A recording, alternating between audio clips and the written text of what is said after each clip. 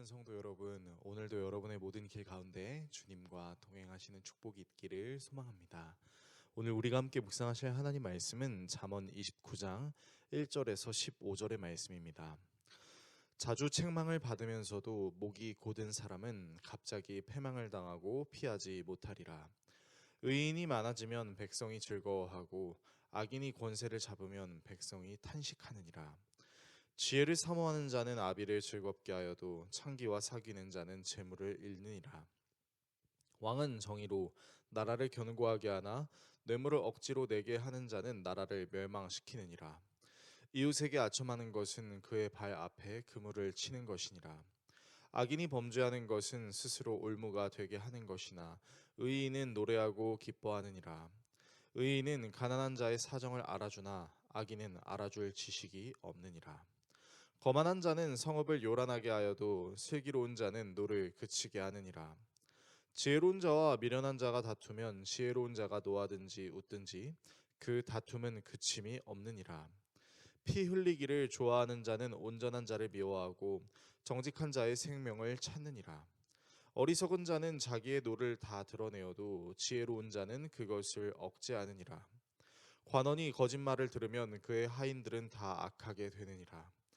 가난한 자와 포악한 자가 섞여 살거니와 여호와께서는 그 모두의 눈에 빛을 주시느니라. 왕이 가난한 자를 성실히 신원하면 그의 왕위가 영원히 견고하리라.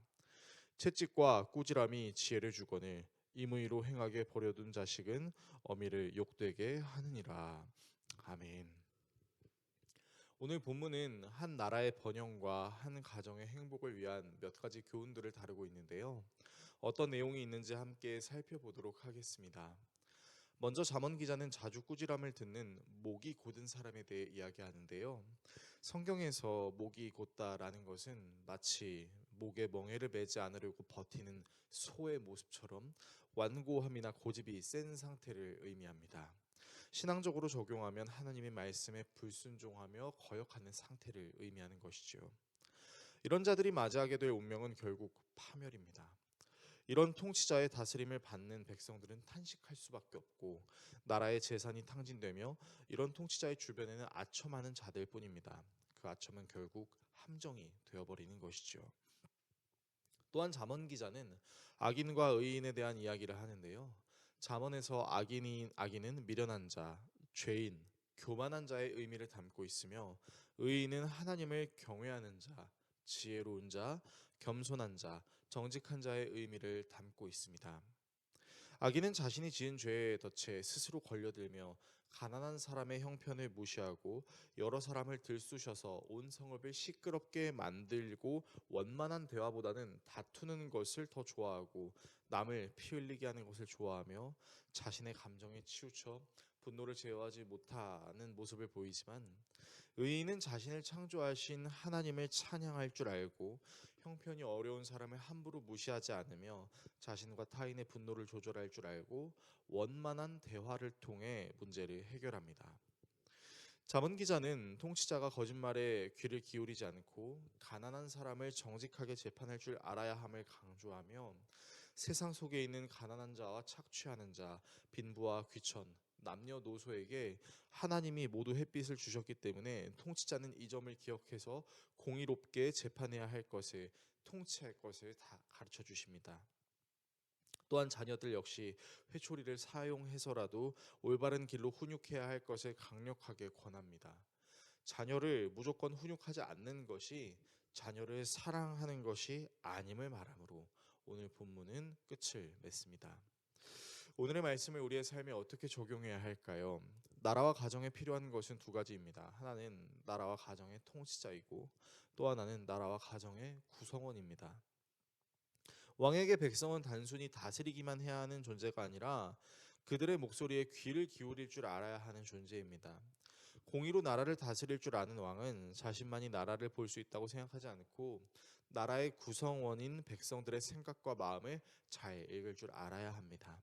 가정 역시 마찬가지죠. 가장이 모든 것을 결정하고 가족 구성원을 주무르는 것이 아니라 가족 구성원의 생각과 마음을 들을 줄 알아야 하는 것이죠. 왕에게 백성은 자신의 감정을 함부로 풀어도 되는 약한 존재가 아니라 오히려 약한 백성들을 보살피고 헤아릴 줄 아는 리더십이 필요합니다. 가정 역시 마찬가지죠.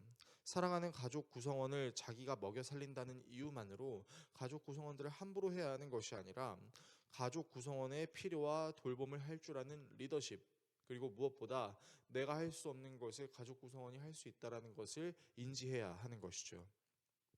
무엇보다 왕과 백성도, 가장과 가족 구성원도 모두 빛이신 하나님을 볼 수 있는 공통점을 가지고 있습니다.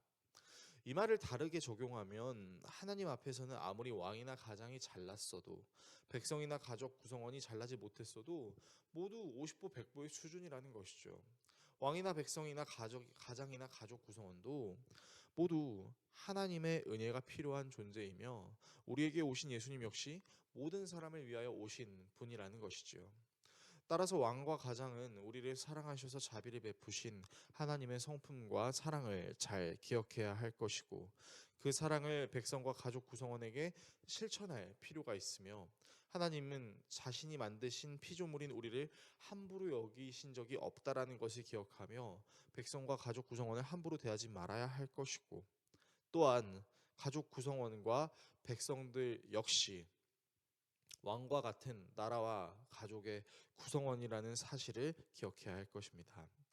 우리나라가 하나님을 온전히 경외하는 하나님 나라가 되어 위정자들이 국민을 함부로 여기지 않기를 기도하고, 국민이 위정자들을 우습게 여기지 않는 나라가 되게 하여 모든 나라와 모든 가정이 바르게 설 수 있도록 기도하는 오늘이 될 수 있기를 예수 그리스도의 이름으로 축원합니다.